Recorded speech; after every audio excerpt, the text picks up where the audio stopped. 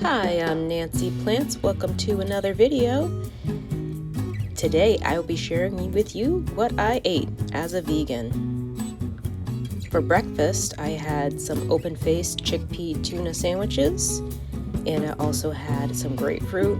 I know that looks like a bowl of tomatoes, but it's grapefruit, I swear. I've been using this hot sauce. This is made in small batches, and this one was pretty hot. I'll link that below. And I also took my vitamins. So I took a vegan omega-3. This is made with algae. And if you were wondering how fish get omega-3, it's from the algae. So there you go.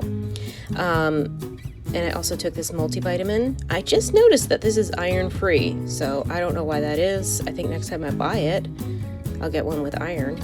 I had 3 cups of coffee. And for lunch, I made a big batch of curry. So I had all these different spices in there, right?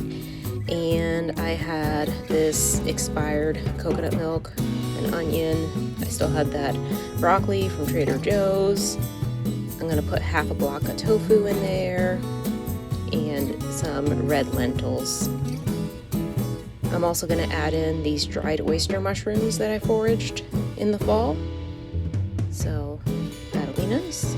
And this is what it looks like. It's really good. I also added some peppers from my freezer. And I also made some herbal tea with herbs from my garden and herbs that I foraged during the growing season. So this is what the curry looks like, and I ended up with a bunch of leftovers. So I was able to eat that for a couple days. I made some flax gel. This is not to eat, that's for my hair. And I saved the flax that I filtered out, and I'll just put those in some muffins later in the week. Yeah, I got all this rice left over and all this curry. So I was able to make 2 meals out of curry and then also make a different dish with the rice later in the week. And this is all the tea that I made. I'm just letting it cool off high.